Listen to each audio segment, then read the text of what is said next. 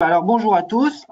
Donc, nous allons commencer. Alors moi je vais vous le faire un peu sous forme d'idées reçues, un petit peu pour vous présenter les différents points que je voudrais aborder avec vous. Donc la première idée reçue que je voudrais discuter avec vous, hein, c'est celle-là. La pandémie de la Covid-19 donc a fait multiplier le nombre de télétravailleurs par 10 comparé à 2017. Qu'est-ce que vous en pensez? Est-ce que vous pensez effectivement que c'est le cas? Ou oui ou non? On va voir après les chiffres. Ce qui est sûr, c'est que le télétravail, maintenant, on a découvert. Hein, enfin, c'était déjà avant, mais vraiment, ça a fait exploser les chiffres. On s'aperçoit que c'est une nouvelle forme d'organisation de travail. Hein, c'est alternatif ou à un schéma classique qui est plutôt dit fordiste précédemment, ou alors on a une unité de lieu, une unité de temps, une unité d'action qui est un petit peu différente maintenant dans cette organisation. Il est vrai que là, le contexte numérique, ça a montré des nouveaux leviers hein, pour l'organisation du travail et la conciliation de la vie familiale, la vie professionnelle et la vie personnelle. Alors, pour répondre à la question, bah oui, on s'aperçoit que les chiffres montrent qu'on a effectivement doublé, voire multiplié énormément par 10 le nombre de télétravailleurs, puisqu'on est passé de 3% en 2017 à 34% en 2020. Et on va voir, il y a des chiffres aussi qui sortent maintenant, il y a toujours un décalage, mais en 2021. Mais de toute évidence, on a une rupture là de nos habitudes entre cette période 2017-2020 où il y a une grosse modification avec modification des différentes sphères de la vie sociale, familiale et professionnelle qui maintenant s'est organisée un petit peu différemment. Il est certain que le Covid-19 l'a fortement impacté, hein, l'organisation de travail, les pratiques professionnelles et les relations de travail. Et la question, c'est ce qu'on veut aborder avec vous aujourd'hui, c'est comment on aborde la suite. Comment est-ce qu'on peut faire de la prévention primaire lorsque on est manager, chef d'entreprise et qu'on veut concilier la qualité de vie au travail, les risques psychosociaux avec le travail, avec la production. Une enquête là aussi qui pour illustrer ce propos, une enquête qui avait été faite par Malakoff, hein, c'était sur la période, vous voyez un petit peu la période 2017 et jusqu'à la période de 2020, où effectivement on voit que les chiffres ont légèrement fluctué et sont modifiés. Et maintenant on regarde les chiffres de 2020 où en moyenne on s'aperçoit que chaque semaine on a à peu près un salarié sur 5 qui télétravaille. Alors ça implique effectivement, il faudra penser également, est-ce que les métiers sont tous télétravaillables ou pas? Ça va être aussi également un sujet. On s'aperçoit que un salarié sur deux potentiellement peut pratiquer le télétravail dans ses activités. L'idée reçue suivante, c'est est-ce que le télétravail présente plus d'intérêt pour le salarié que pour l'employeur? Ça, c'est un peu les idées qu'on peut avoir, l'idée reçue qui peut se présenter.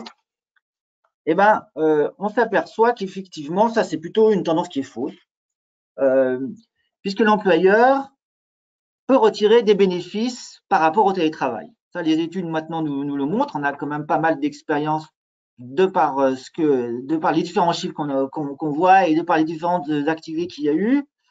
On s'aperçoit qu'on a un accroissement de la performance. Les études le montrent.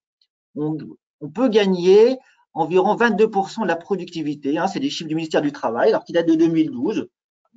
Mais alors, qui peut être réactualisé, mais globalement, les derniers chiffres montrent qu'on est à peu près sur les mêmes valeurs. Hein. On s'aperçoit qu'il y a moins de contentieux sur les retards liés au trajet domicile-travail, hein, des possibilités de réduire l'absentéisme pour les convenances personnelles, des possibilités d'attirer et de fidéliser les talents, parce qu'on va s'apercevoir que de plus en plus, les gens recherchent dans les entreprises s'il y a du télétravail ou pas, hein, pour concilier cette partie de qualité de vie au travail. Il y a un accroissement de la flexibilité et de l'activité pour permettre une continuité de service. Et l'image de l'entreprise, elle est quand même améliorée. Hein, ça le montre.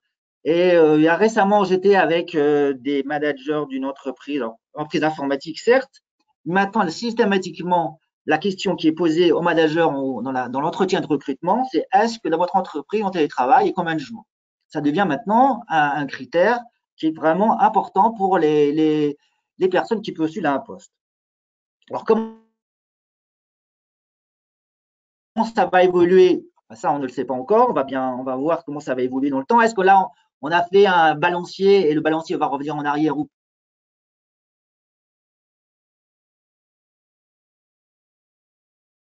Ah, docteur Soufflet, on vous a perdu.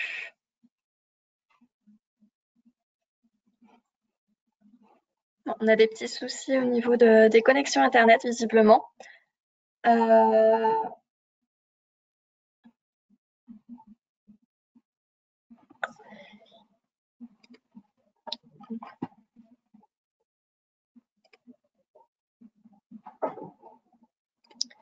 Docteur Soufflet, est-ce que vous nous entendez? Non. Eh bien, on va essayer de couper la caméra. Je propose qu'on continue peut-être ce webinaire avec Karine Chaumillier, peut-être. Vous pouvez prendre la suite en attendant que Docteur Soufflet puisse nous rejoindre. oui ou pas là? Parce que j'ai l'impression que Ah, ça y est, on on a retrouve. retrouvé d'accord. Parce que je dirais qu'on a été déconnecté, je crois. Hein. Oui, alors essayez peut-être en coupant votre caméra, peut-être que ça passera plus facilement. Ok. Voilà, on peut essayer comme ça. Merci. Bon. C'est bon, on vous a Alors, récupéré. d'accord. Alors, je sais pas où j'en étais. Alors, je crois que c'est genre cette diapo-là. Oui, Là, si on a une enquête, c'est la même enquête, hein, l'enquête Malakoff qui montre, on interroge les salariés et les dirigeants pour le motif qui explique le pourquoi du télétravail. La plus grande autonomie, c'est vraiment ce qui est affiché le plus pour les salariés. Hein, c'est un critère qui est important pour les salariés. Les économies financières et le meilleur équilibre, la vie privée et professionnelle. Et si on interroge les dirigeants, hein, la partie de droite, c'est le tableau de droite, eh ben on s'aperçoit qu'effectivement, on est globalement sur les mêmes données qui expliquent le pourquoi de ce grand intérêt pour le télétravail. Hein, c'est le meilleur équilibre de vie pour les dirigeants qui peuvent expliquer qu'ils ont envie de monter ça dans leur entreprise, l'autonomie qui arrive toujours et la qualité de vie au travail. Donc en fait, globalement, on a les mêmes motifs. Allons à l'idée reçue suivante. Hein. Est-ce qu'en faisant du télétravail, j'aurai plus de temps pour ma vie privée? C'est parfois ce qu'on entend également. Eh ben, ça, c'est vrai, mais voilà. C'est vrai parce que voilà, 76%, lorsqu'on a eu des enquêtes, alors c'est une enquête qui avait été faite par l'ANACT, hein, qui avait diffusé ça, un questionnaire qui avait été mis en ligne, où ils avaient recueilli 8675 personnes pour cette enquête. Donc c'est relativement représentatif. Hein. 76% des répondants estiment qu'ils parviennent à concilier mieux la vie personnelle et la vie au travail. C'est vraiment, on retrouve ça, ce motif. Hein. On a une meilleure autonomie, encore une fois, on retrouve l'avantage de flexibilité dans l'organisation de sa journée. Et puis on gagne, bien sûr, en temps de transport, parce que c'est en moyenne, les études montreraient qu'on gagne 37 minutes de transport. Alors ça, c'est très variable en fonction des régions. Bien sûr, quand on regarde les grandes métropoles, Paris ou Lyon, les Franciliens mettent à peu près 2 heures pour aller à leur bureau. C'est peut-être un petit peu moins vrai dans l'autre métropole. Mais globalement, le temps de transport impacte également. Pour ça, on s'en doutait, hein, il n'y a rien de nouveau. Toutefois, les salariés, dans ce temps de travail, nous disent quand même, et ça c'est vrai que nous, quand médecins du travail, quand on interroge les salariés, ils nous le disent tous, et ça a l'air d'être la tendance dans les études, qu'il y a quand même un temps de travail qui est non négligeable, voire même plus augmenté lorsque les gens sont en télétravail. Pourquoi? Alors, il semblerait que les pauses soient plus courtes, et on a plus de difficultés à couper en fin de journée, puisque effectivement, là, il y a un impact sur la sphère, c'est-à-dire que les deux sphères, la vie privée et la vie au travail, et quand même, il y a quand même un espèce de flou entre les deux. Donc, les gens ont tendance à moins couper, à travailler un petit peu plus longtemps au cours de la journée. Avec une autre tendance, qui est cette tendance qu'on appelle la culpabilité du télétravailleur, ça c'est les psychologues qui nous ont montré ça dans leurs études. Le fait effectivement d'être en télétravail, il y a une certaine culpabilité du salarié. Alors, je pense que ça, c'est des idées anciennes hein, qui sont encore présentes. Ou le fait de dire, bah voilà, l'ancien modèle, c'était mon chef me surveille, je suis au travail, les gens voient que je travaille. Alors, en télétravail, c'est différent. Donc, il faut que je montre que je suis au travail. Donc, les gens ont tendance à bah, être toujours montrer qu'ils sont au travail, dire qu'il y a un mail qui arrive, bah, tout de suite, on en répond pour montrer que je suis bien derrière mon poste de travail. Donc ça, c'est également les psychologues nous montrent ça et c'est vrai qu'on le retrouve hein, dans la tendance avec, en discutant avec les salariés. Passons à l'idée reçue numéro 4, hein, c'est j'ai trop de distractions chez moi, je n'arriverai jamais à me concentrer. Alors ça peut être une idée reçue qu'il y a, et ça c'est plutôt faux. Si on regarde quelques études, j'ai retrouvé une étude là qui a été faite par l'Université de Californie où on montre, ça a été chiffré, que les employés sont quand même interrompus toutes les 11 minutes lorsqu'ils sont sur site au bureau, avec un certain temps pour récupérer. C'est-à-dire que voilà, on a été dérangé par un collègue qui pose une question ou qui passe, et puis bah, il nous faut après du temps encore pour se reconcentrer sur notre tâche. Alors que quand on est chez nous, quand on est au télétravail, on est moins dérangé par les personnes. Euh, L'autre enquête, toujours la même, celle de Malakoff, montre que 55% des salariés trouvent leur domicile plus propice à la concentration. Et ça, on le retrouve en interrogeant les salariés. On voit qu'ils nous disent que ils essayent de parsemer leurs tâches quand ils ont du télétravail. Ils essayent de garder les tâches où il y a plus d'un travail de fond pour leur domicile, sachant qu'ils seront un peu moins dérangés et qu'ils seront plus capables de se concentrer. Ça c'est également ça se confirme un petit peu par rapport à l'enquête. Sachant que, effectivement, il existe certaines situations où les salariés, ben, chez eux, il n'y a pas de disponibilité possible en termes de place, en termes de disponibilité de bruit. Et il existe ce qu'on appelle des tiers-lieux.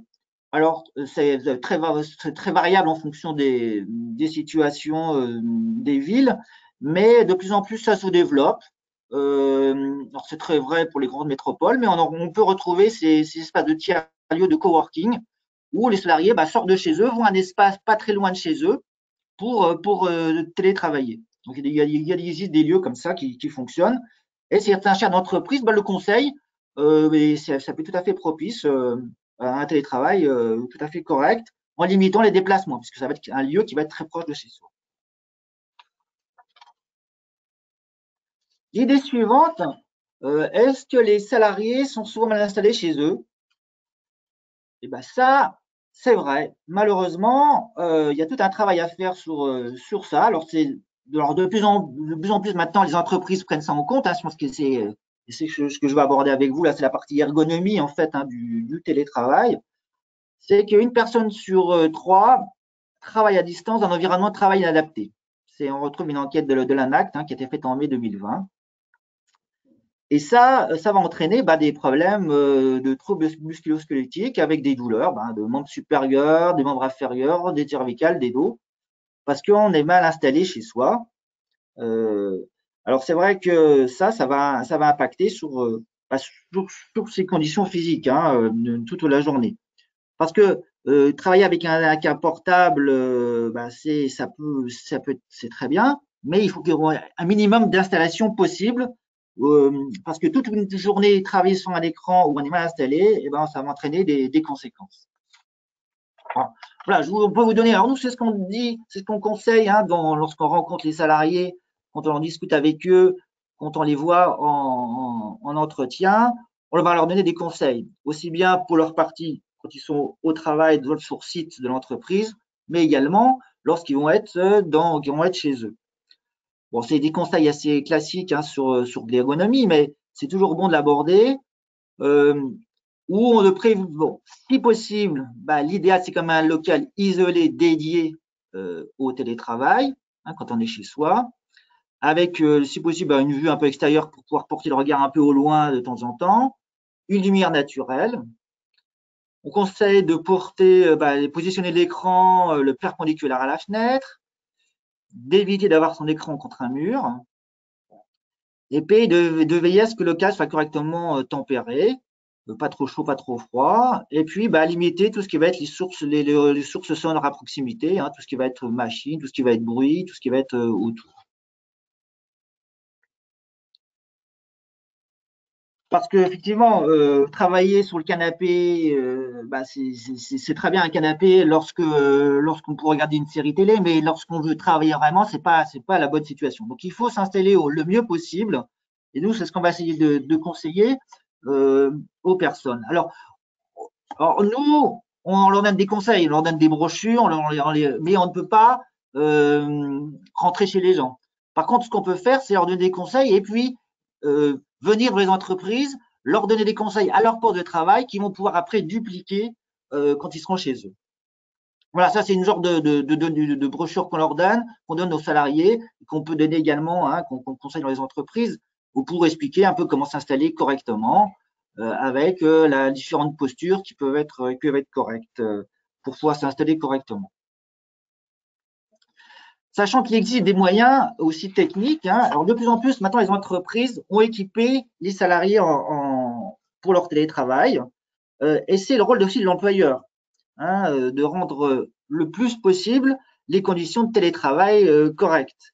Il existe des supports pour le PC portable, des écrans, des ports documents qui peuvent être achetés. Alors maintenant, on a bon, en termes de prix, ça a quand même bien baissé. Et maintenant, alors c'est très variable d'une entreprise à une autre. Peut-être que ce sera une question qu'on pourra aborder. Maître Cohen, je pense qu'elle aborde aussi peut-être la question sur voilà, comment on finance cette partie-là. C'est très variable quand on les interroge, nous les salariés, ça peut être des enveloppes ou ça peut être donné en fonction au matériel qui peut être prêté ou donné par l'entreprise.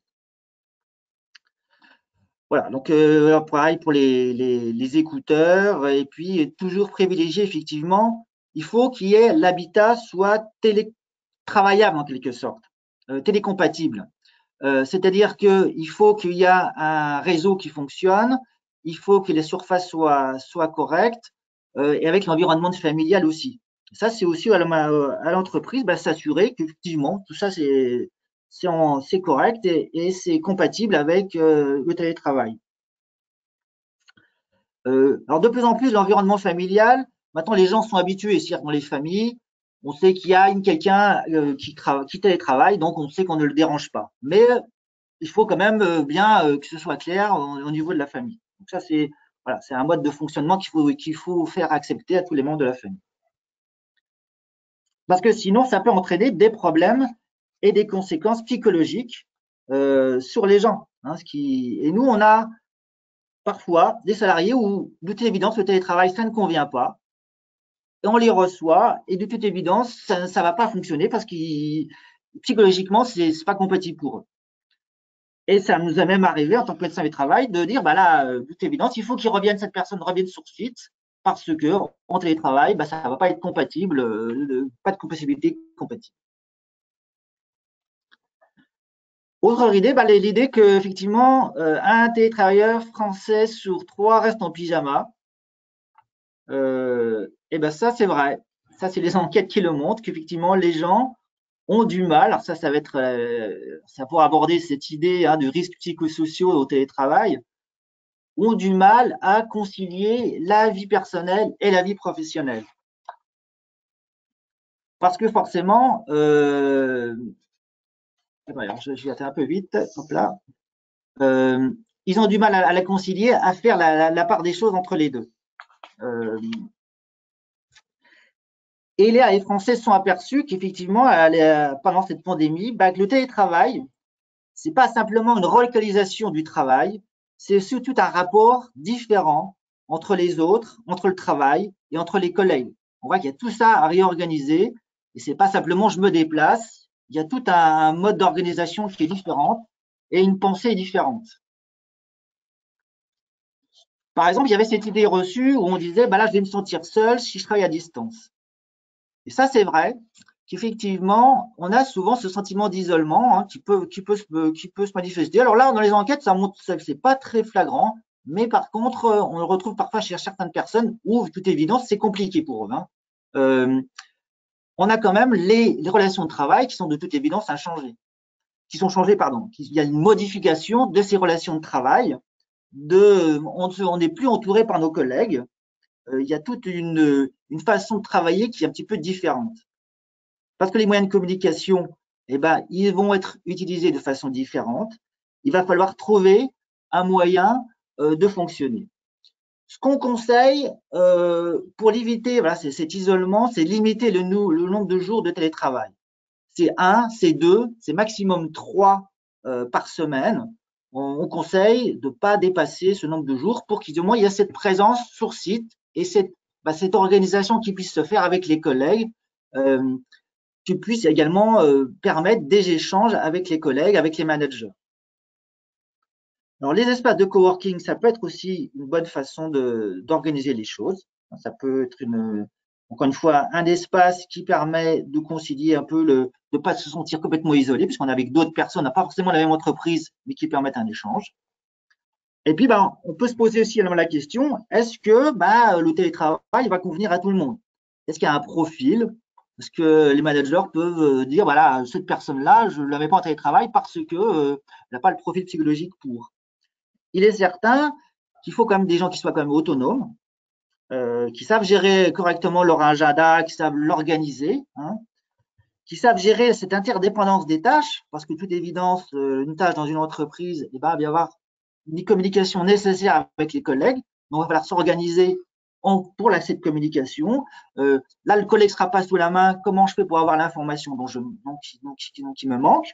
Est-ce que j'attends de le voir le lendemain? Est-ce que je l'appelle tout de suite? Voilà, il faut aussi trouver comment faire. Ça, c'est les managers aussi à l'organiser, parce qu'on n'aura pas forcément le soutien immédiat.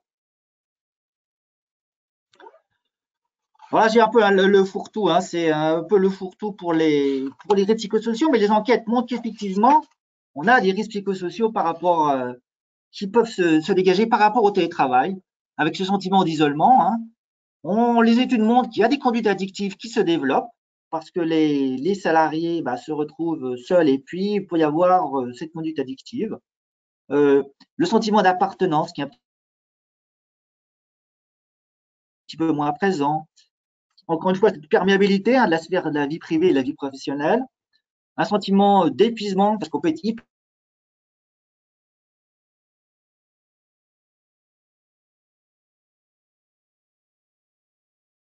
Docteur Souclé, il me semble que vous avez été déconnecté une nouvelle fois.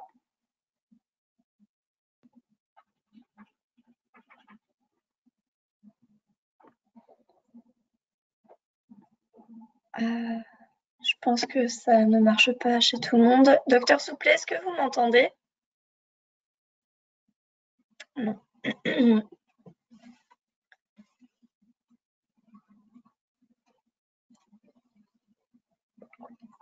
Bon, eh ben, on va attendre une petite minute et sinon on passera à la suite.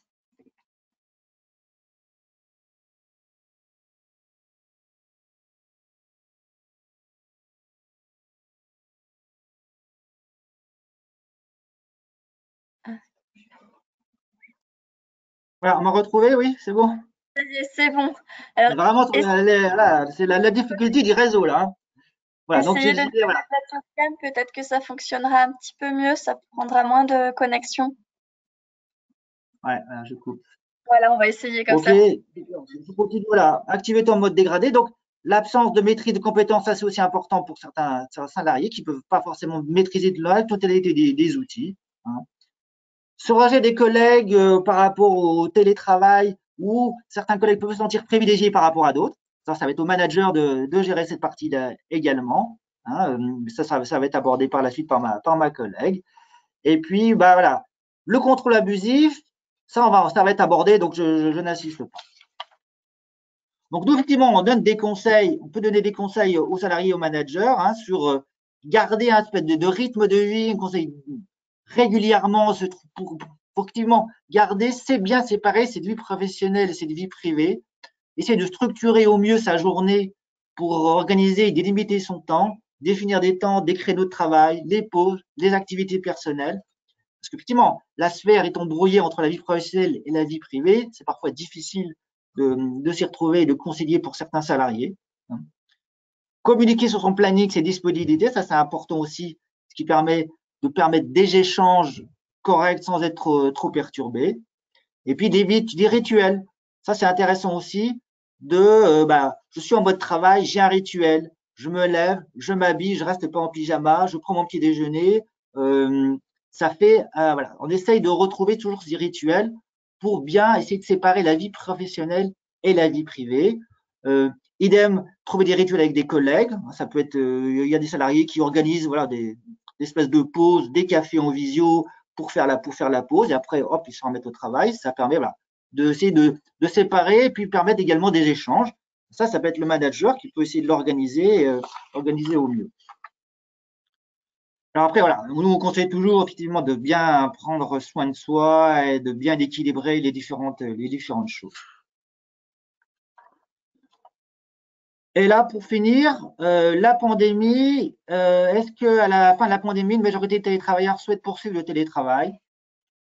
Ben, on s'aperçoit que oui, hein, encore une fois, c'est une tendance qui, pour l'instant, persiste, où l'activité télétravail, hein, les gens souhaitent qu'il y ait une poursuite de ce télétravail. Donc maintenant, c'est voir comment bien l'organiser. Sachant qu'effectivement, les enquêtes montrent qu'il y a voilà, des troubles psychologiques liés à la pandémie. Alors, nous, on le retrouve maintenant, on voit les gens, l'impact de la pandémie qu'il y a eu hein, sur les problèmes psychologiques des salariés. Donc, pas hésiter à nous les envoyer.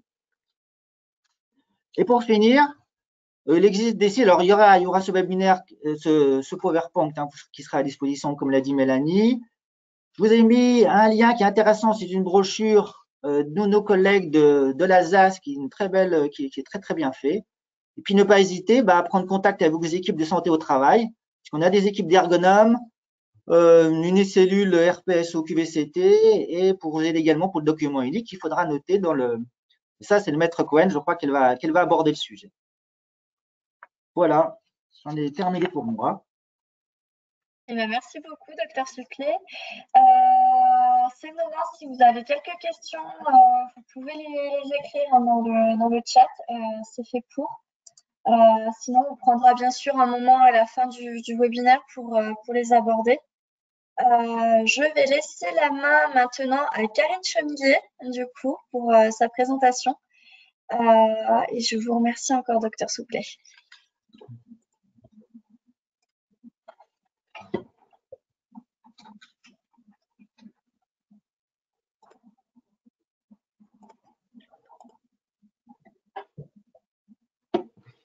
Vous voyez mon écran, je n'ai aucune visibilité. Oui, on voit très bien. D'accord, parfait. Donc, bonjour à… Alors, moi, je ne le vois plus. Hop. Là, je ne sais pas. Vous me direz s'il y a un souci. Bonjour à toutes et tous. Donc, je vais essayer de vous donner des clés pour manager à distance. Alors, on sait que manager tout court, c'est compliqué, mais il peut y avoir une difficulté supplémentaire lorsque l'on manage à distance. Alors, pour vous rappeler quand même que le télétravail, c'est un apprentissage. Alors, on va dire qu'on est en fin d'apprentissage, hein, puisqu'on l'a vraiment expérimenté pendant la période Covid. Et aujourd'hui, comme l'indiquait le docteur Souplet, on arrive quand même à trouver un rythme, une organisation qui fonctionne, puisque je le rappelle que le télétravail, c'est d'abord un choix. Deux petites secondes. Est-ce que c'est possible de mettre la présentation en plein écran, s'il vous plaît? Ouais. Et puis moi, il saute ma présentation. Oui, alors, Voilà, exactement, c'est parfait, merci. C'est plus voilà. facile. Donc, je vous indiquais que le télétravail, c'est un choix, hein, que le manager, bien évidemment, ne doit pas l'imposer à son collaborateur, hein, puisque la loi, Maître Cohen vous le rappellera, indique que c'est sur la base du volontariat. Donc, ça veut dire que les personnes qui font ce choix du télétravail ont quand même bien préparé en amont les avantages et les inconvénients de cette situation. Et pour les personnes qui seraient psychologiquement ou qui ont d'autres besoins, et notamment des besoins d'interaction qui ou qui vivraient mal l'isolement, évidemment, ce n'est pas à privilégier. Bon, bien évidemment, ça concerne les collaborateurs comme les managers, hein, ce n'est pas exclusivement les collaborateurs. Alors, quelques pistes à explorer. Donc, je vais manager différemment en fonction de la quantité de télétravail. Je peux avoir dans une même organisation des personnes qui sont en full télétravail, bien sûr si la charte télétravail le permet. D'autres personnes qui ne sont pas du tout en télétravail et d'autres qui vont être entre 1, 2, 3 jours. Donc, c'est cette difficulté qui est la plus complexe à gérer. Puisque je vais avoir un mode de management qui va être différent pour la personne qui est en complet télétravail, celle qui fera que 1 ou 2 jours. Et donc, comme le disait le docteur Souclé, on verra un peu plus tard, c'est vraiment la communication, la transmission des informations qui doit primer. Et j'allais dire, ce qui est le plus important, c'est une charte de communication. Alors, cette quotidien de télétravail. Ensuite, bien sûr, quelle mission on va effectuer en télétravail. Donc là aussi, on va privilégier le travail de fond qui nécessite de s'isoler, de travailler en tranquillité, de ne pas être perturbé dans son quotidien par les interactions, téléphone, collègues. Donc, effectivement, ce sont les missions à privilégier. Il faut bien sûr prendre en compte l'organisation de l'équipe, faire en sorte que tous les collaborateurs ne soient pas en télétravail le même jour et en même temps. C'est ce qui a pu arriver. Au départ, il y avait des organisations relativement souples et les collaborateurs posaient leur jour de télétravail quand ils le souhaitaient. Et on avait pu constater qu'on avait 80%, 90% le mercredi ou vendredi, ou voilà. Donc, ce qui posait des soucis pour l'organisation de l'entreprise lorsqu'elle devait recevoir des clients, lorsque ça nécessitait une présence. Donc, il faut être vigilant là-dessus. Il faut bien sûr tenir en compte des habitudes de travail et je reviendrai largement là-dessus. On va revenir un petit peu sur un management par objectif et responsabilisant. C'est les 2 maîtres mots, hein, la responsabilisation et le management par objectif. Et la nécessité d'expliciter et de rappeler, de fixer un cadre et de rappeler régulièrement les règles du télétravail. Alors, ce qu'il faut retenir, c'est que le télétravail, c'est une réelle opportunité de responsabiliser. Hein, donc, on parle beaucoup de management responsabilisant. Donc, ça, c'est une vraie clé pour le manager pour déléguer, faire confiance. Et puis, comme l'a rappelé le docteur Souclé, aujourd'hui, c'est un impondérable pour attirer les talents, les fidéliser, et notamment les jeunes générations, elles, qui sont quand même beaucoup plus à l'aise avec les outils numériques et le travail à distance. Donc, ça fait partie de leurs critères pour rejoindre l'entreprise. Alors, les préalables, c'est bien sûr cette quotité, c'est ce que je vous expliquais.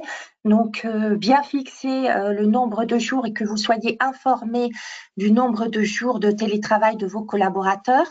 S'il y a une souplesse, dans la charte, vous pouvez prendre entre 1 et 3 jours. Il faut que le collaborateur, bien sûr, vous informe de cette quotité hebdomadaire. Si c'est un volume annuel, il faut qu'il vous informe également de cette quotité annuelle ou mensuelle ou bimensuelle et que ce soit inscrit dans son agenda avec un certain délai de prévenance selon ce qui aura été établi dans les différentes chartes.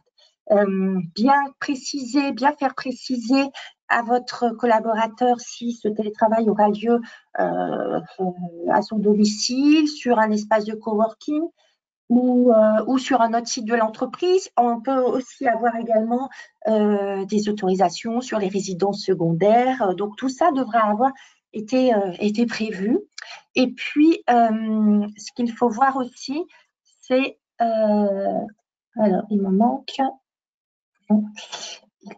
un bout. Je ne vois plus mon document. Voilà. Ce qu'il faut voir également, c'est que ça peut être, les modalités peuvent être revues. Hein, j'allais dire, il y a des durées de mise en place et on peut revoir effectivement l'organisation si celle-ci n'est pas adaptée. Il faut bien évidemment, dans ces préalables, vérifier les critères d'éligibilité. Et donc, même si c'est un choix et c'est sur la base du volontariat, il faut préciser les critères d'éligibilité au télétravail, et notamment cette question d'autonomie. Là, c'est-à-dire qu'il faut faire attention aux personnes que vous intégrez. Donc, il y a un apprentissage, un tutorat qui est quand même beaucoup plus renforcé à la prise de poste, et le travail à distance ne favorise pas effectivement ce bon apprentissage des nouvelles missions. Donc parfois, nous voyons des chartes qui indiquent que le télétravail sera accordé au bout de 6 mois, au bout d'une année, ou alors lorsque le manager aura, à partir de critères bien précis, acter l'autonomie du collaborateur. Donc, le niveau d'autonomie des collaborateurs est bien différent, et donc il faut accorder le télétravail en fonction de ce niveau d'autonomie. Il y a aussi l'ancienneté, bien sûr, qui joue, et puis les types de contrats, est-ce que vous l'ouvrez en CDD, par exemple. Donc, c'est les critères vraiment liés à la personne et sa compétence, son autonomie, et puis les critères liés au métier, c'est-à-dire est-ce que tel métier va être compatible avec du télétravail. Et donc, c'est pour ça qu'on va plutôt sur 1 ou 2 jours aujourd'hui en moyenne en France, parce qu'il y a un certain nombre de missions qui vont être peu compatibles avec ce télétravail.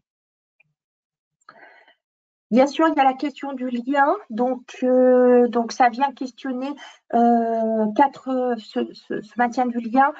Les 4 dimensions, c'est comment je vais garder le lien avec la personne elle-même, avec le manager, avec l'équipe, avec l'entreprise.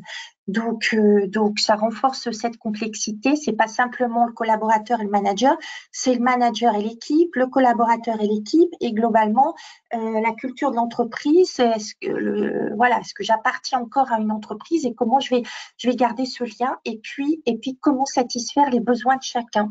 Et ça, c'est ce que je vais voir, les besoins de chacun. Il faut les interroger, les besoins de la personne, les besoins du manager, les besoins de l'équipe, les besoins de l'entreprise.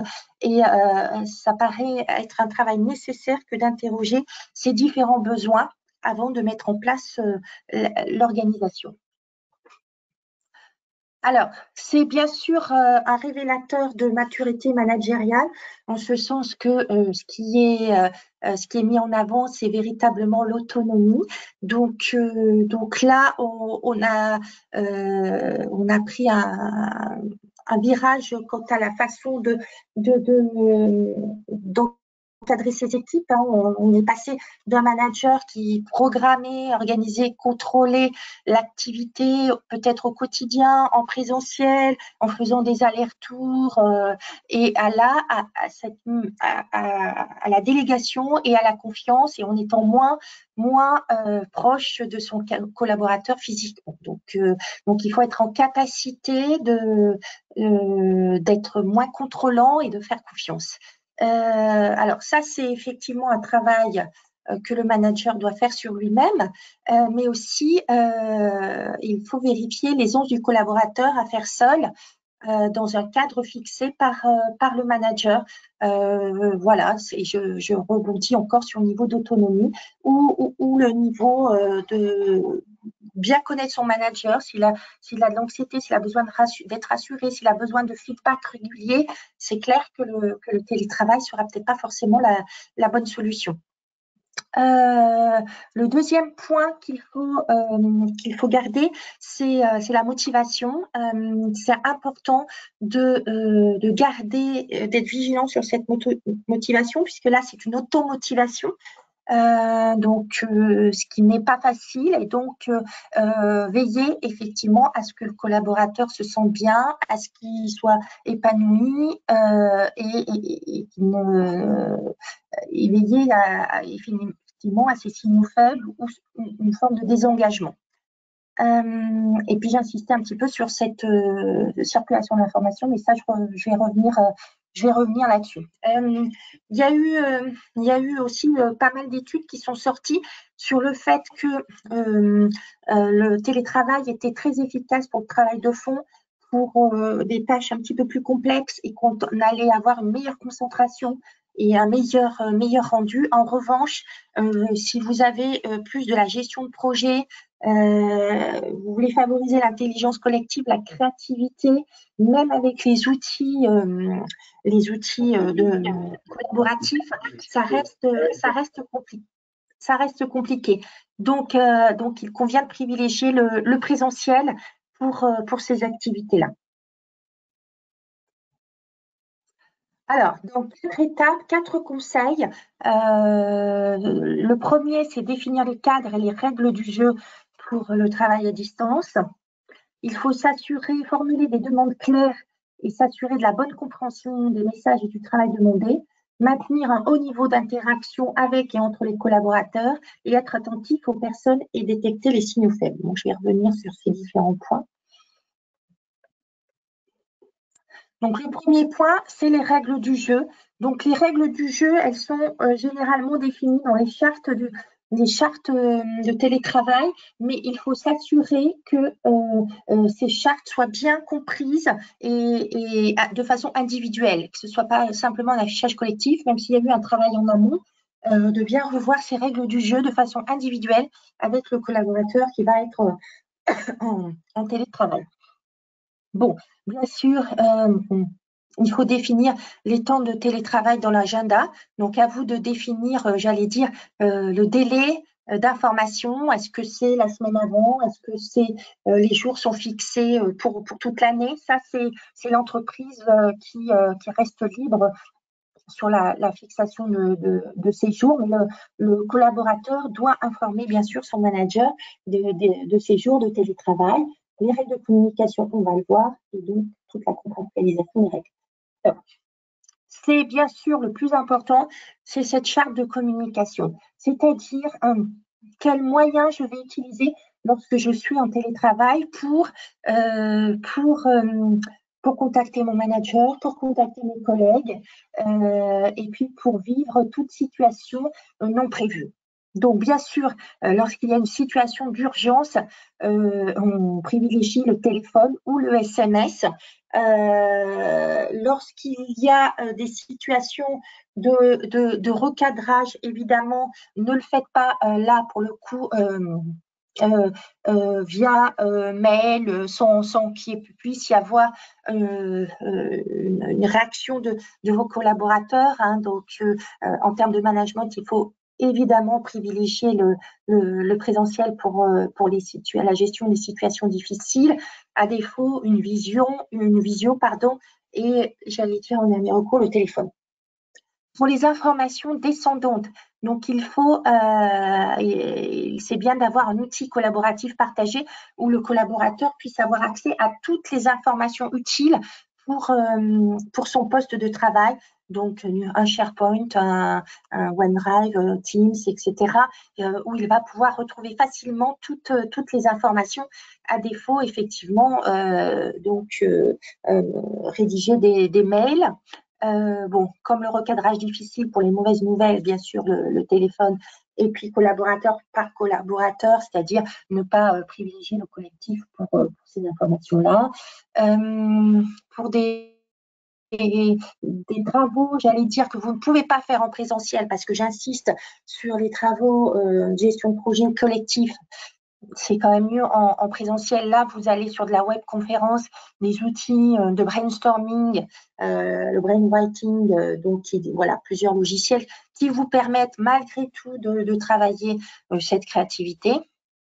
Et puis, si vous ne pouvez pas vous réunir, eh bien, c'est effectivement cette prise de température par une messagerie instantanée sur Teams, WhatsApp, mais que vous allez consacrer effectivement au moment ludique. Donc, c'est bien de partager les outils sur un outil qui va être exclusivement consacré à du partage d'émotions, partage d'humeur, moment de fou rire, etc. Et un outil qui va être consacré, bien les distinguer à ces moments d'information de travail. Alors, le deuxième point, c'est qu'il faut être très clair dans la formulation de ces demandes. Donc, on pilote par les finalités. Hein, ce qui est important, là, c'est les résultats. Donc, de contrôler les résultats avec les acteurs. Donc là, par exemple, vous pouvez avoir des collaborateurs qui ne sont pas éligibles au télétravail et ça peut susciter de la jalousie vis-à-vis des collaborateurs qui, eux, sont éligibles. Eh bien, rappelez qu'il y a des règles et que ceux qui sont en télétravail, eh bien, sont assujettis à des feedbacks, à un retour d'informations sur le travail effectué, à préciser effectivement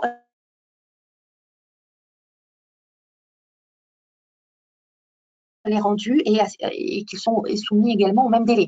Donc, bien rappeler à ceux qui sont en poste que ceux qui sont en télétravail ont des règles aussi, ont les mêmes règles que les collaborateurs en présentiel. Donc, préciser le cahier des charges, il faut effectivement rappeler le sens, toujours le sens de la mission. On dit de responsabiliser. Et là, en télétravail, si le collaborateur va trouver la mission inutile, il va encore, là pour le coup, encore moins la faire. Donc il faut vraiment rappeler l'utilité, l'importance et le pourquoi de la mission. Refixer ces règles, les contraintes, les moyens, redonner les moyens et les délais. Donc là, vous allez finalement manager avec les fameux objectifs SMART. Ça va être spécifique à la personne, donc beaucoup plus d'individualisation. Ensuite, en fixant des indicateurs, comment vous verrez que la personne a effectué sa mission et en fixant des délais. Voilà, c'est ce que je vous ai expliqué. Et puis ensuite, vous allez définir effectivement les modalités de feedback. Quel retour vous voulez? Est-ce que vous voulez que votre collaborateur fasse un petit point par mail ou à la fin de semaine, à vous de convenir, ou vous présente un tableau? Là, ça va vraiment dépendre des différentes situations de travail. Donc, il faut toujours accompagner et rester vigilant, encore plus qu'en présentiel. Alors, donc après, surtout pour les personnes qui sont en télétravail à 100%, il faut bien sûr maintenir ce niveau d'interaction. Donc, privilégier les visios. Donc, plus il y a de télétravail, plus on met en place de visio. Alors, sur différents outils que vous avez tous adoptés. Pour ceux qui en ont besoin, une messagerie plus instantanée. Positionner des réunions d'équipe. Donc, ça, je voulais vous en parler, hein, des réunions d'équipe à distance. Idéalement, privilégier malgré tout les réunions d'équipe quand vous êtes en présentiel. Donc, fixer une journée par semaine, c'est quand même ça une bonne pratique où tout le monde est au bureau pour avoir le même niveau d'information au même moment. Voilà, c'est quand même à privilégier. Si vous ne pouvez pas, on va voir comment animer ces réunions en télétravail. Structurer les partages d'expériences et connaissances, c'est-à-dire que finalement, on va être beaucoup plus efficace parce que tout va être timé et structuré. C'est l'avantage pour les managers du télétravail, c'est que c'est cette organisation, cette structuration du temps qui fait souvent défaut à notre culture latine. Eh bien, on s'est rendu compte que là, ça avait cet effet très, très positif. Cultiver la convivialité, importance des rituels, c'est ce que vous a dit le docteur Souclet, je ne reviens pas là-dessus. Après, donc, ne pas hésiter à multiplier les outils collaboratifs. Donc là, je vous ai indiqué plusieurs plusieurs outils, donc le SharePoint, le Teams pour les informations partagées, descendantes, Klaxoon, Kahoot, etc. Ça va être plus lorsque vous allez être en mode projet et que vous avez besoin de partager les différentes idées. Donc, ce sont des outils qui sont intéressants à pratiquer.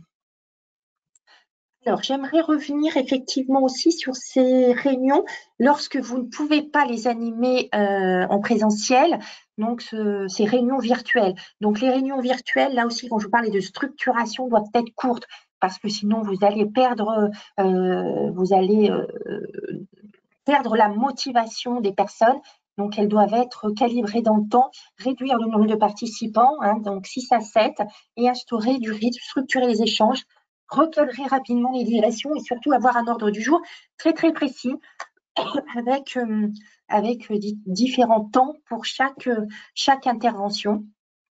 Bien sûr, fixer des règles pour que tout le monde soit mobilisé, être à l'heure. Alors ça, on a constaté que là aussi, il y a eu des études. Les réunions en entreprise, on a énormément de mal à ce que les gens soient à l'heure en visio. Et bien finalement, on a constaté qu'on avait moins cette difficulté-là. Donc là aussi, encore un avantage du télétravail. Bien sûr, l'inconvénient, c'est que souvent, les personnes peuvent ne pas être très actives pendant la réunion. Donc, c'est dire, voilà, elle va être courte, mais je demande votre attention, je demande votre concentration.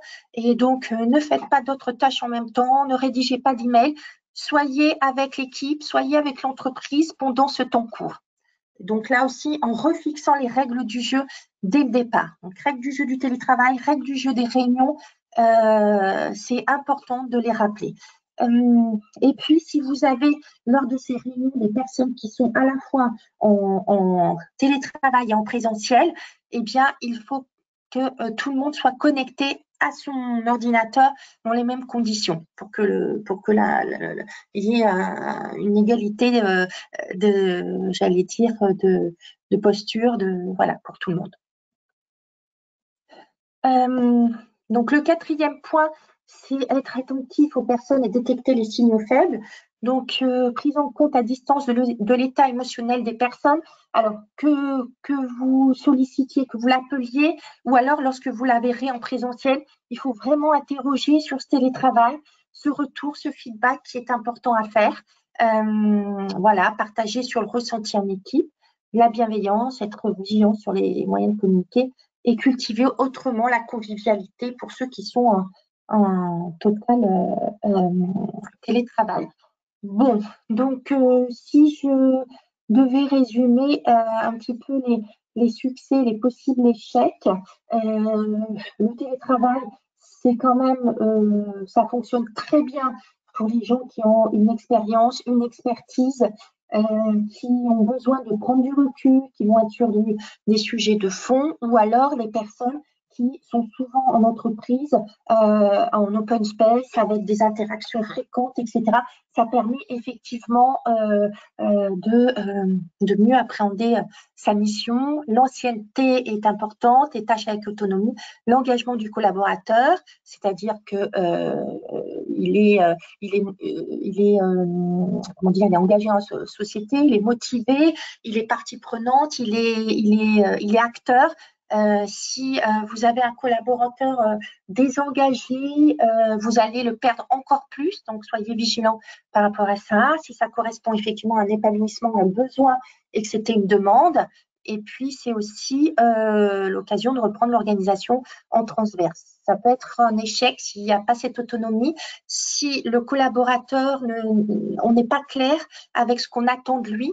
Donc, en management, on n'est parfois pas suffisamment clair sur ce que l'on attend de son collaborateur. Et c'est encore plus marqué lorsque le collaborateur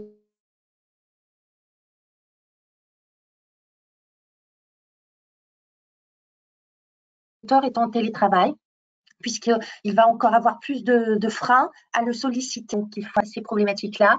La gestion de projet, je vous indiquais que ce n'était pas l'idéal. Mesurer l'impact sur les autres et le travail en équipe. si j'ai du mal effectivement à gérer des addictions et puis ce ressenti d'isolement. Grosso modo, les gens qui ont beaucoup besoin d'interaction sociale, il est évident qu'il ne faut pas les mettre en full télétravail, mais ça peut aussi leur permettre d'apprendre aussi à travailler seul et à être moins sollicitant. Donc c'est un apprentissage, c'est une école intéressante.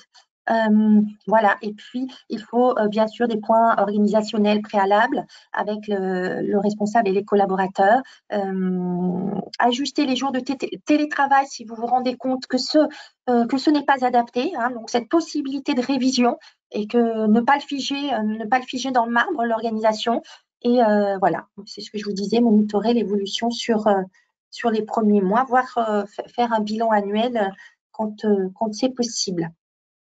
Bon, après là, ce sont voilà, j'en ai terminé. Ce sont des grandes généralités. Bien sûr, c'est du cas par cas et ça va dépendre de vos managers et de la sensibilité, voilà, de leur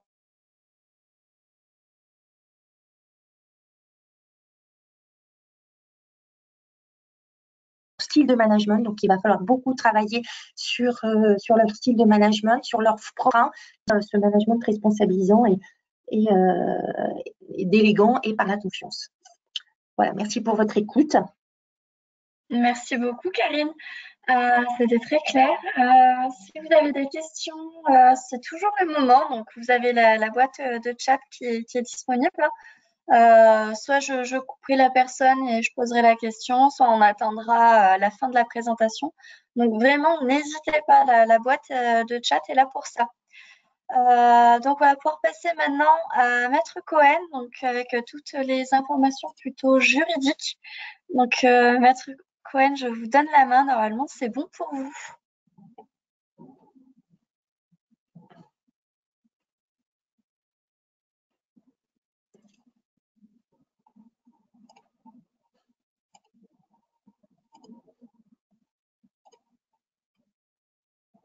Alors, j'essaie de récupérer ma présentation. Allez-y, vous avez 2 minutes.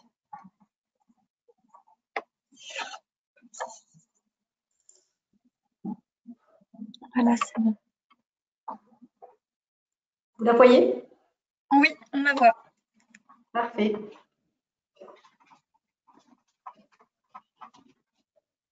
Eh bien, bonjour à toutes et à tous. Donc, Laurence Cohen, cabinet Chassagne-Wattrenaud et associés. Nous sommes un cabinet spécialisé en droit du travail, en droit social au sens large. Et donc, comme vous pouvez l'imaginer, nous avons effectivement ces derniers mois beaucoup travaillé sur la question du télétravail sous l'angle juridique. Merci donc à nos interlocuteurs précédents pour la vision très, très pratique de cette nouvelle organisation du temps de travail. On dit nouvelle, en réalité, elle existait évidemment avant le Covid, mais comme l'ont souligné mes prédécesseurs, on a eu un boom du télétravail pendant le Covid et effectivement une sorte d'irréversibilité de la situation, c'est-à-dire qu'aujourd'hui, c'est rentré à la fois dans les organisations et dans les souhaits des collaborateurs. Il est difficile et peut-être pas d'ailleurs opportun de faire machine arrière sur le télétravail, mais au contraire, de penser cette organisation comme une organisation donnant-donnant qui permettra effectivement à la fois à l'entreprise de trouver des zones d'organisation qui correspondent à la fois à son activité, peut-être à une économie de coût aussi, et à un certain nombre d'améliorations du travail, et aux collaborateurs d'avoir cette économie aussi de coût de transport, de transport, de temps de transport, et ce confort qu'on peut éventuellement espérer supérieur en télétravail, ou en tout cas en situation mixte de temps consacré à la fois en situation présentielle et en distanciel. Donc, le cadre réglementaire, je vais vous le rappeler rapidement, mais vous l'avez sans doute tous en tête sur ce télétravail. Donc, le télétravail est défini par la loi qui nous dit que le télétravail, alors juste une seconde, voilà. Le télétravail désigne toute forme d'organisation du travail dans laquelle un travail qui aurait également pu être exercé dans les locaux de l'entreprise est effectué par un salarié hors des locaux et de façon volontaire. Donc, on a les deux critères qui ont été largement développés par mes prédécesseurs sur le fait qu'on est un peu externalisé par rapport au lieu de travail habituel et qu'on soit dans un cadre volontaire. Il faut distinguer le télétravail du travail à domicile. Le travail à domicile, malgré la confusion qu'on peut être tenté de faire entre les deux, c'est un mode de travail qui est encore plus spécifiquement encadré par le Code du travail. Donc, utiliser la mention télétravail est plus juste sur le plan juridique et ça génère le régime du télétravail et non pas le régime du travail à domicile. Alors, en ce qui concerne les sources, on a l'accord national interprofessionnel du 26 novembre 2020 qui vient compléter le dispositif légal. Alors, comme vous le savez, un accord national interprofessionnel n'a pas une valeur de loi stricte, mais en tout cas, il pose les principes généraux du télétravail que les partenaires sociaux sont censés respecter lorsqu'ils adoptent au niveau des entreprises, au niveau des branches, des dispositions. Et effectivement, ça donne un peu un cadre que l'on peut suivre. Donc, cet ANI du 26 novembre 2020 sur le télétravail comporte des précisions dans les grandes lignes qui sont utiles quand on rédige un accord pour effectivement suivre un peu le guide.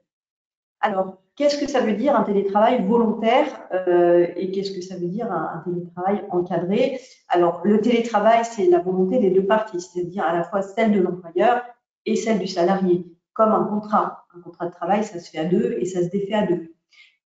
Ce que dit le Code du travail à ce sujet, c'est que, hors circonstances exceptionnelles, et on les a connues avec le Covid, le télétravail doit être une modalité acceptée par les deux parties, mais dans des conditions qui sont encadrées. Et l'encadrement, il est soit logé dans un accord collectif d'entreprise, lorsque vous disposez en interne de la possibilité de conclure un accord d'entreprise. Alors, ça peut être aussi un accord de branche, mais c'est rare que la branche encadre le télétravail de façon évidemment casuistique pour chaque entreprise. Quand l'accord de branche comporte des dispositions sur le télétravail, c'est en général un cadre très général qui doit être adapté au niveau de l'entreprise. Donc, l'accord le plus adapté et le plus proche de la réalité du terrain, c'est bien sûr l'accord collectif d'entreprise. Je rappelle à cet égard qu'un accord collectif d'entreprise peut être conclu évidemment avec des délégués syndicaux lorsqu'il en existe, mais on peut aussi, dans les plus petites structures dépourvues de délégués syndicaux, utiliser les modalités dérogatoires de conclusion d'accords collectifs. Donc, ce n'est pas parce qu'on n'a pas d'organisation syndicale implantée au niveau de l'entreprise qu'on ne peut pas adopter un accord collectif. Après, c'est vrai que ça demande de passer par des formalisations spécifiques, mais en tout cas, c'est possible. L'accord collectif, c'est la possibilité numéro 1, et quand on n'a pas d'accord collectif, qu'on ne veut pas en proposer à la négociation, on peut adopter une charte unilatérale qui régit les modalités de télétravail.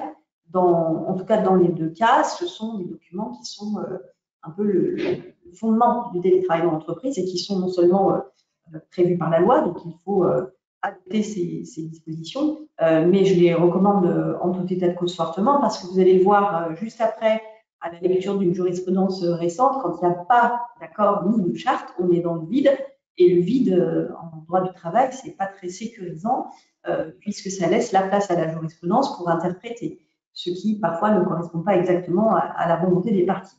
Donc, il est préférable évidemment d'avoir un accord collectif ou une charte pour régir le télétravail. Et d'ailleurs, de mettre en place un processus de mise à jour régulier de ces documents, puisqu'on sait que les choses évoluent rapidement. Alors, le contenu de l'accord, c'est dicté par la loi. De même, s'il s'agit d'une charte, il faut prévoir les conditions de passage en télétravail et de retour à une exécution sans télétravail. Ça, c'est ce qu'on appelle la réversibilité, et c'est particulièrement important, mes prédécesseurs l'ont souligné juste avant, notamment de prévoir une période première de mise en œuvre du télétravail avec un retour en arrière possible si on constate que ça n'a pas eu le succès escompté. Donc, la réversibilité est particulièrement importante dans les premiers mois. Et au-delà, il faut effectivement que le document fondateur du télétravail régisse les situations dans lesquelles on peut rester ou au contraire, on doit revenir en situation présentielle en entreprise. Les modalités d'acceptation par le salarié des conditions de mise en œuvre du télétravail, c'est l'item numéro 2. Donc, il faut prévoir les conditions sous lesquelles il doit former sa demande, comment on lui répond, quel est le délai, quelles sont les hypothèses de refus et éventuellement comment on formalise la mise en œuvre du télétravail. Il faut aussi définir les modalités de contrôle du temps de travail. J'y reviendrai parce que ça, c'est un aspect que les inspections du travail aujourd'hui regardent de très près. Modalités de contrôle du temps de travail ou de régulation de la charge de travail. Détermination des plages horaires pendant lesquelles le salarié peut être contacté, parce qu'il faut effectivement convenir d'un système dans lequel on peut joindre le collaborateur. Et les modalités d'accès des travailleurs handicapés à une organisation en télétravail. Ça, c'est le zoom sur les publics fragiles qui, peut-être plus que d'autres, auraient besoin de cette modalité spécifique d'organisation du travail. On a vu donc ce qu'il en était du travail volontaire. Maintenant, le télétravail imposé, vous l'avez tous connu en période de Covid, en cas de circonstances exceptionnelles et notamment en cas de menace d'épidémie ou de pandémie en cours, l'employeur peut, à titre dérogatoire, imposer le télétravail, puisque dans ce cas, c'est un mode d'organisation qui est rendu nécessaire par les situations sanitaires ou par les situations de circonstances exceptionnelles. Donc là, c'est une exception qui confirme la règle avec une possibilité d'imposer cela aux salariés et ce, sans prévenance. On l'a vu aussi en matière de Covid, le cas échéant, mais en tout cas sans cadre. Si on n'a pas d'accord collectif ou de charte, on s'appuie sur la loi pour imposer le télétravail en cas de circonstances exceptionnelles. J'ai rapidement rappelé le cadre que vous connaissiez, je suppose, parfaitement. Ce qui est peut-être un peu plus intéressant ici, c'est de voir l'application par la jurisprudence. Et justement, un premier arrêt qui est donc de la Cour d'appel d'Orléans. Vous savez, lorsque les arrêts sont des arrêts de cour d'appel, ils n'ont pas la valeur des arrêts de cour de cassation, mais enfin, ils donnent la tendance quand même des juridictions d'appel sur un sujet. Et là, la question qui était posée était est-ce que le télétravail qui est pratiqué pendant plusieurs années sans accord collectif ni charte peut être remis en cause unilatéralement par l'employeur? On a vu précédemment que normalement, le télétravail, c'est en application d'un accord ou d'une charte et que c'est la volonté des deux parties. S'il se trouve que le télétravail a été pratiqué de fait, quid? Et en l'occurrence, la jurisprudence nous dit que le télétravail, même lorsqu'il n'a pas été formalisé lorsque le contrat de travail en parallèle ne prévoit aucun lieu précis d'exécution du travail, peut être constaté, j'allais dire, par la pratique. Et la Cour d'appel d'Orléans de juger que, alors qu'elle avait accepté pendant plusieurs années que le salarié ne se rende au siège qu'épisodiquement, la société modifierait un élément essentiel du contrat de travail en imposant une présence accrue au siège de l'entreprise par semaine. Et ça peut aller jusqu'à constater un manquement de l'employeur et donc justifier la demande de résiliation judiciaire du contrat de travail par le salarié. Vous comprenez maintenant de façon un peu plus concrète pourquoi je vous incite évidemment à encadrer le télétravail à la fois par des accords collectifs ou une charte et de prévoir dans les contrats de travail des clauses très précises. Alors, attention à leur rédaction, selon le niveau de pérennité que vous voulez donner au télétravail et selon le degré de réversibilité que vous voulez lui donner. Et bien sûr, la rédaction du contrat ne sera pas la même. Il n'y a pas un contrat type de télétravail. Il y a autant de contrats de travail qui prévoient le télétravail que de pratiques ou d'accords, de chartes dans les entreprises. Donc, il faut faire vraiment très attention aux clauses contractuelles à cet égard. Donc là, on a un écueil. Quand on n'a pas de cadre, c'est la jurisprudence qui se substitue et qui nous dit que le cas échéant, ça peut devenir un élément contractuel, même si ce n'est pas comme ça que l'employeur le voyait à l'origine. Autre arrêt qui peut être intéressant, et là qui va sans doute faire réagir le docteur Souplet, je pense que vous pourrez peut-être nous dire ce que vous en pensez, vous le connaissez sans doute, cet arrêt, c'est un arrêt de la Cour d'appel de Montpellier de novembre 2021, et on pose la question dans cet arrêt de savoir si l'employeur qui s'est vu notifier un avis d'inaptitude pour un salarié doit envisager, au titre du reclassement, le cas échéant, le télétravail. Alors, tout dépend évidemment de l'avis du médecin du travail à l'origine, hein, mais en tout cas, ce que dit la Cour d'appel de Montpellier, et ça a été redit par la Cour d'appel de Paris un peu plus tard, c'est que le fait de ne pas envisager un poste en télétravail au titre du reclassement d'un salarié déclaré inapte peut caractériser un manquement de l'employeur à son obligation de reclassement. Ce n'est pas toujours le cas, mais ça peut être le cas, ça dépend des circonstances de chaque espèce. Et ici, l'employeur avait affirmé qu'il n'existait aucun poste en télétravail au sein du groupe et que c'est pour ça qu'il ne l'avait pas envisagé. Or, il était produit au débat un accord collectif relatif au télétravail qui était conclu avec les syndicats et qui pouvait permettre aux salariés d'exercer une journée de télétravail par semaine. Donc, par principe, la Cour d'appel dit ça suffit à démontrer que potentiellement c'était possible. Et le fait pour l'employeur de ne pas démontrer plus pratiquement que peut-être c'était possible dans l'absolu, mais pas pour cette salariée ou pas pour le reclassement, fait que l'employeur a échoué dans son action en droit du travail. Donc ça veut dire que aujourd'hui, au titre des possibilités de remplacement, il faut, en tout cas quand la pathologie et les restrictions du médecin du travail tendent vers cela, essayer, en tout cas, ne pas oublier la sphère télétravail dans les investigations que l'on fait. Attention, encore une fois, je ne suis pas en train de vous dire qu'il faut systématiquement placer en télétravail un salarié déclaré inapte. Il y a des inaptes qui ne peuvent même pas télétravailler. Ce que je vous dis là, c'est qu'on ne peut pas affirmer péremptoirement que la sphère télétravail n'est pas dans le champ du remplacement. Elle l'est, mais après, c'est une appréciation au cas par cas. Et je répondrai bien sûr à vos questions là-dessus. Peut-être le docteur Souplet avec moi également. Ce que j'ai constaté aussi, c'est que souvent, les médecins du travail se posent la question de l'articulation entre leurs préconisations dans le cadre du suivi individuel de l'état de santé des salariés et un accord télétravail. Exemple, dans une entreprise, on applique un accord télétravail qui dit que le maximum de jours télétravaillés est de 2. Or, le médecin du travail constate que l'état de santé du salarié justifierait un télétravail à 100%.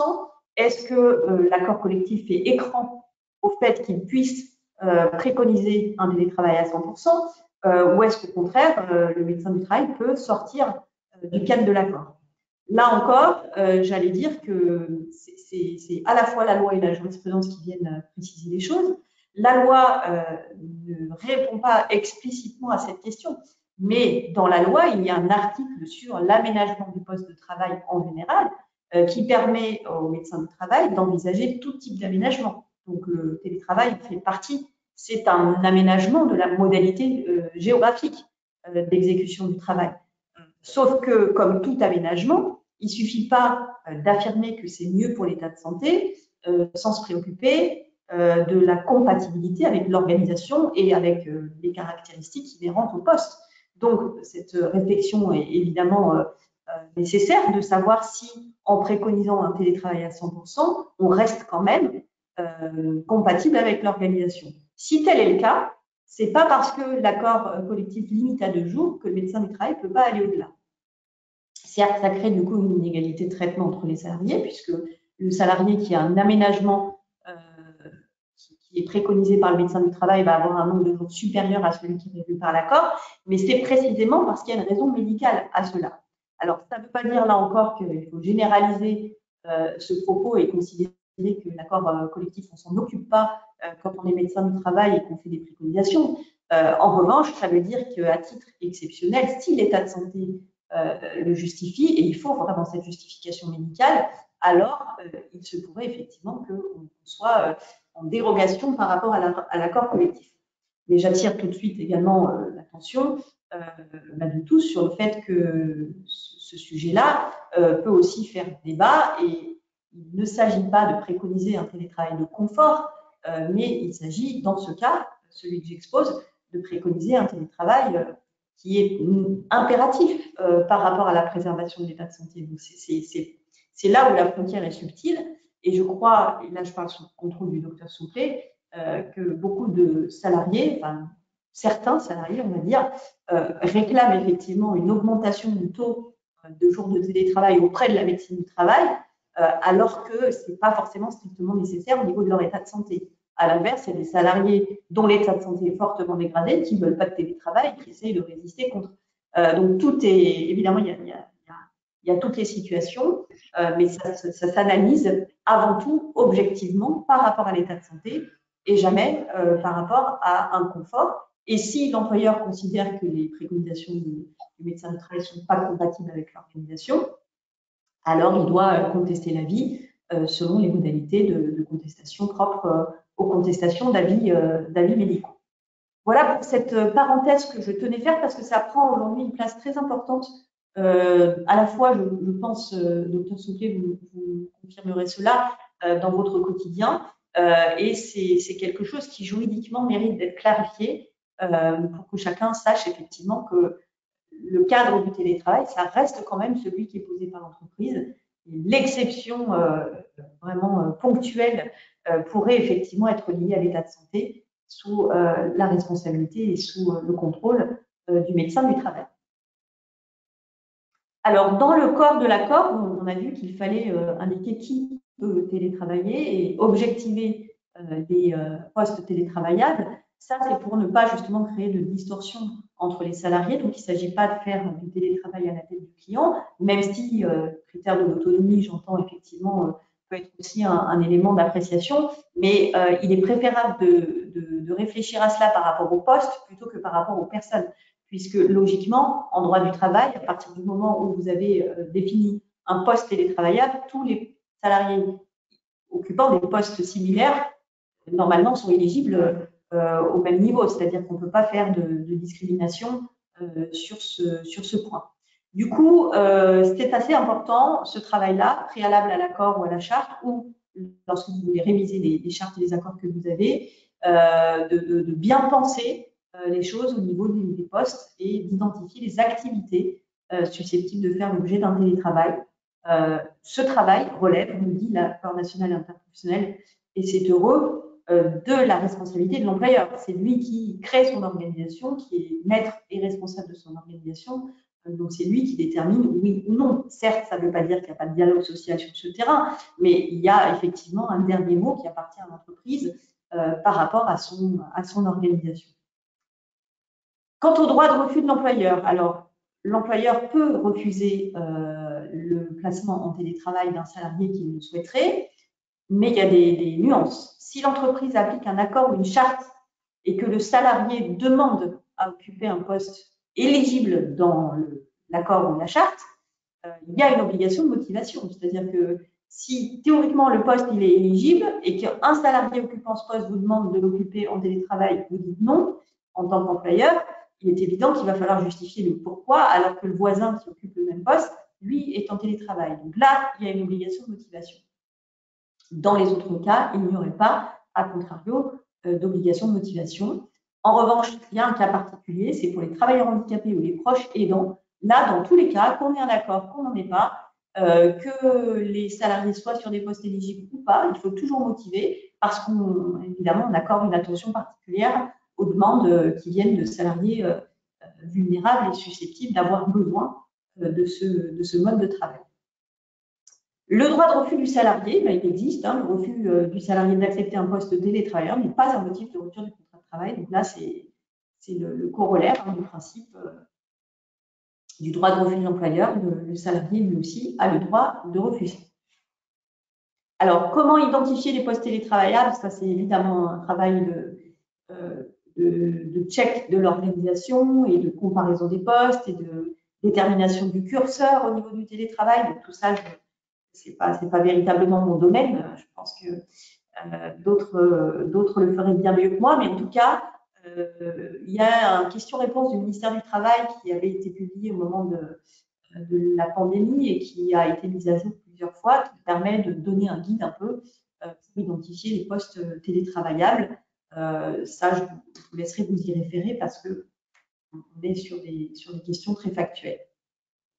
Alors, plus important peut-être la gestion juridique du télétravail. Une fois qu'on a posé le cadre et qu'on a rappelé les principes généraux, les salariés qui sont en télétravail, il faut savoir qu'ils continuent à faire partie intégralement, évidemment, des effectifs de la société. Ça, c'est une évidence. Et quand je dis ça, il ne faut pas les oublier. C'est-à-dire qu'on doit gérer leur situation de façon adaptée, mais à l'identique de ce qu'on pratique dans l'entreprise, et notamment s'agissant du contrôle de leur temps de travail et de leur activité. Il faut aussi, bien sûr, les intégrer pleinement dans la prévention des risques, le docteur Soufflet l'a évoqué, et la question de la prise en charge des frais est une question annexe que je verrai en dernier lieu. Alors, en ce qui concerne le Code du travail et l'égalité de traitement, on dit que les télétravailleurs bénéficient exactement des mêmes droits que les salariés en présentiel, et notamment le Code du travail nous dit qu'il faut les informer de toute restriction à l'usage d'équipements ou d'outils informatiques ou de services de communication électronique et de sanctions en cas de non-respect, a fortiori cela parce que forcément ils sont amenés à utiliser des nouvelles technologies de façon encore plus importante que les autres salariés de l'entreprise. Il faut aussi leur donner priorité pour occuper ou reprendre un poste sans télétravail qui correspondrait à leurs qualifications et compétences. Donc ça, même si l'accord dit que sur tel poste, on a obligatoirement 2 jours de télétravail, enfin obligatoirement, évidemment, sous réserve de l'accord du salarié, puisque c'est une condition, mais même dans ces cas-là, si le salarié ne veut pas de ces 2 jours, ne veut plus de ces 2 jours de télétravail, il faut à ce moment-là lui accorder une priorité de retour en présentiel. Contrôle à distance du télétravail, ça c'est un grand sujet. Le contrôle du temps de travail, respect du droit à la déconnexion.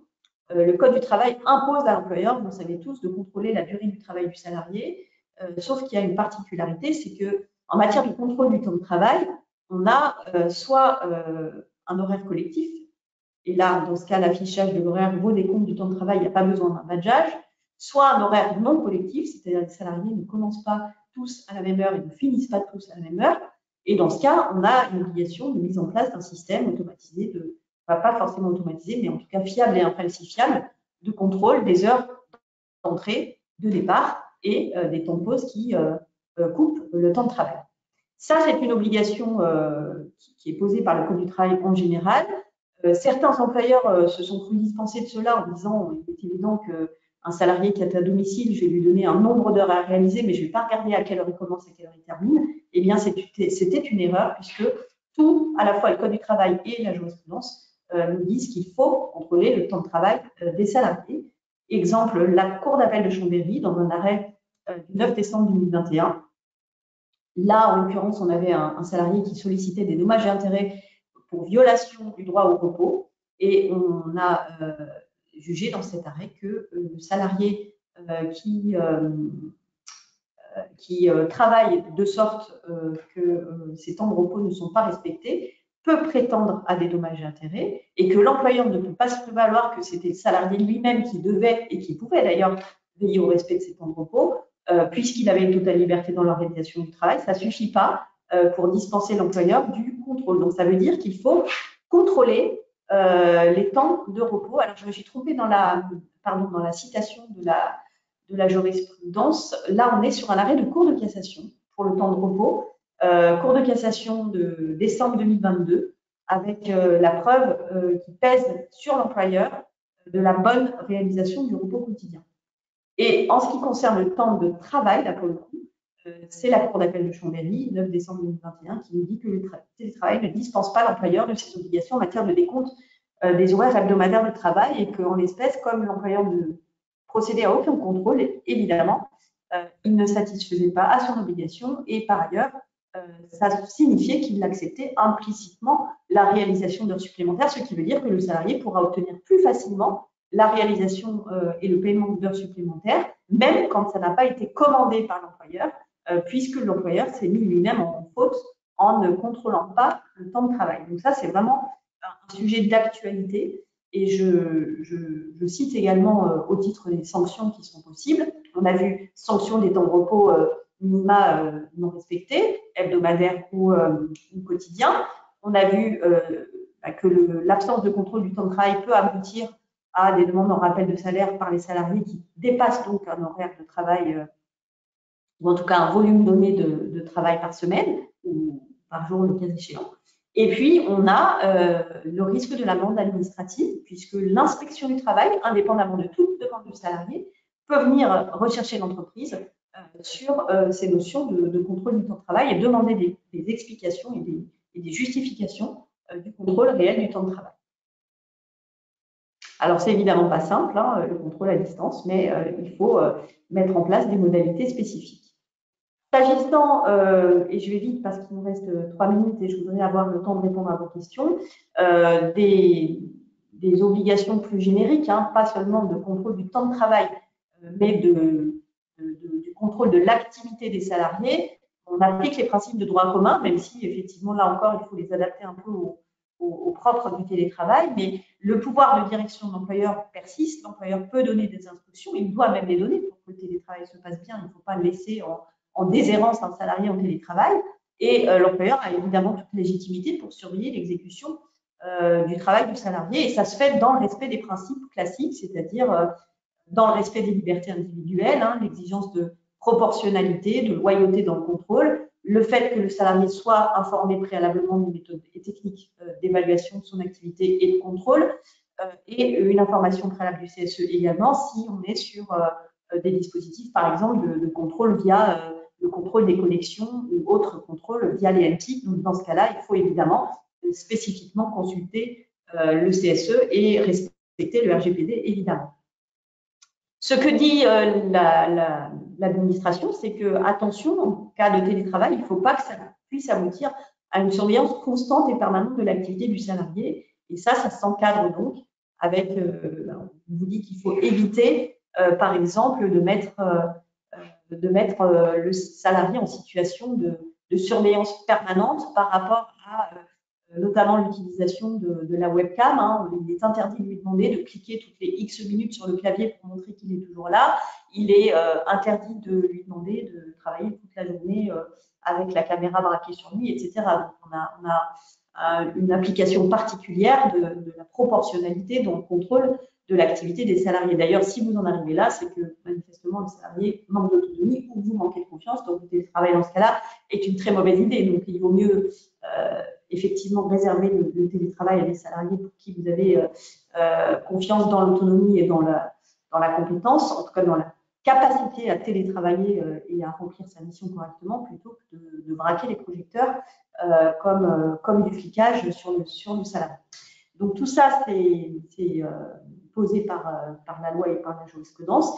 Et évidemment, on nous dit également que l'obligation de sécurité de l'employeur s'applique pleinement, c'est-à-dire que même si le docteur Souclet l'a rappelé, il est difficile de rentrer dans la sphère privée par rapport au domicile du salarié, c'est même non seulement difficile mais interdit sans son accord, il n'empêche que l'évaluation des risques spécifiques au télétravail, et le docteur Souclet en a parlé, doit être réalisée, et ce, notamment via le document unique d'évaluation des risques qui doit comporter un chapitre avec des zooms particuliers, par exemple, sur les risques spécifiques liés à l'éloignement, à l'isolement, à l'usage des outils numériques qui est évidemment accru en télétravail, à l'hyperconnexion, au RPS, j'en passe et des meilleurs. En tout cas, tout ça doit faire l'objet d'un chapitre spécial dans le document et être mis à jour régulièrement.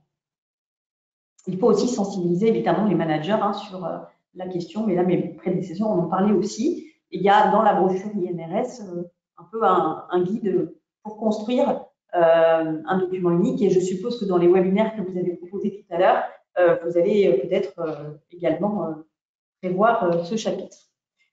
Dernier point sur le télétravail par rapport aux inégalités hommes-femmes, on a de façon un peu inattendue un rapport du Haut Conseil de l'égalité entre les hommes et les femmes qui date du 23 février 2023, donc qui est récent, et qui nous dit que les femmes sont davantage exposées aux risques liés au télétravail, avec des statistiques qui démontrent que leur situation est plus délicate que celle des hommes. Alors probablement par rapport à la vision un peu ancestrale de la répartition des tâches au sein du foyer, avec une porosité des temps de vie professionnelle et personnelle qui est plus élevée chez les femmes que chez les hommes, avec une anxiété accrue des femmes qui télétravaillent, etc.